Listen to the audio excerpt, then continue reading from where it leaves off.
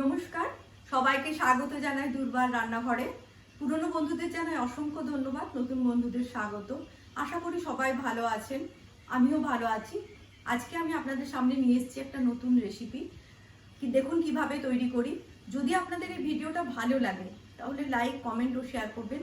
নতুন নতুন নোটিফিকেশনের জন্য অতি অবশ্যই সাবস্ক্রাইব করবেন। সবাই ভালো থাকবেন, সুস্থ থাকবেন। গ্যাস অন করে কড়াই বসিয়ে দিলাম। কড়াই গরম হয়ে গেছে, আমি একটু তেল দিয়ে দিলাম এর মধ্যে। এখানে আমি একটু 5 ফোড়ন দিয়ে দিলাম। দিয়ে দিলাম একটু রসুন, আর দিলাম দুটো লঙ্কা চিড়ে দিয়ে দিলাম। এবার দিয়ে দিলাম কুচনো পেঁয়াজ।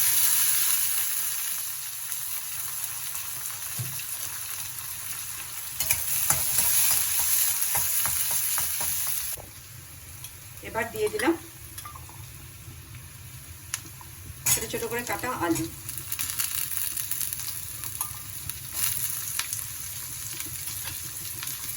এটাও ভেজে নেব।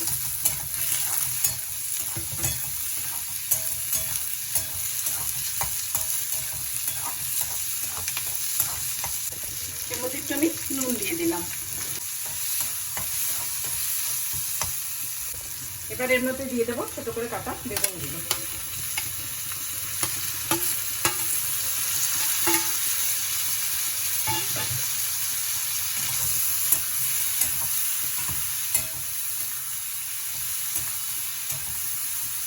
এর মধ্যে দেবো একটু হলুদ পরিমাণ মতো।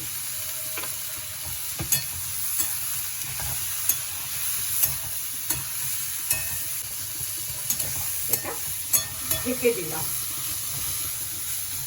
দিয়ে গ্যাসটা একটু লোয়ে করে দিলাম।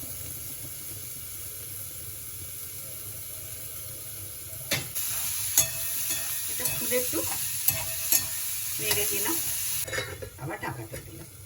2-3 মিনিট ভেজে নেব। ভাজা হয়ে গেছে। এবার এর মধ্যে দিয়ে দেবো কুচনো কলমি শাক, আড়াইশো মতো আছে।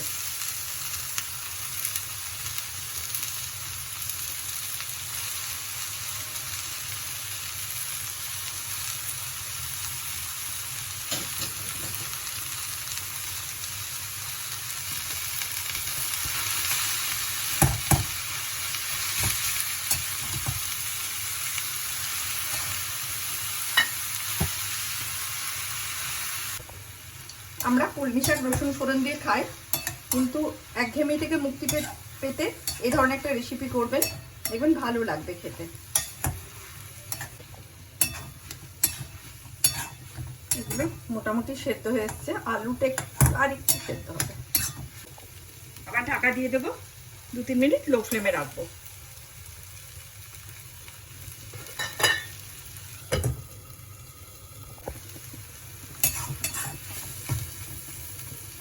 একদম সেদ্ধ হয়ে গেছে। এর মধ্যে আমি একটু চিনি দেবো। এবার আমি পরে চিনি দিলাম, চিনি দিয়ে একটু নেড়ে নেব, চিনিটা যাতে গলে যায়। এর মধ্যে মেশাবো ভাজা বাদাম। আমি বাদাম ভেজে রেখে দিয়েছিলাম, এর মধ্যে দিয়ে দিলাম ভাজা কিশমিশ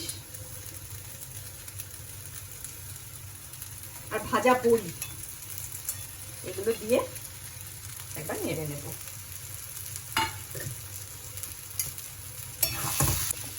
যদি কিশমিশ না থাকে তাহলে স্কিপ করতে পারেন, কোনো অসুবিধা নেই, তবে বড়িটা আর বাদামটা দিলে ভালো হয়। তৈরি হয়ে গেছে, এবার আমি গ্যাসটা অফ করে দেব। তৈরি হয়ে গেল কলমি শাক। একটু অন্যভাবে, অন্য স্বাদে করলাম, আপনারা করে দেখবেন।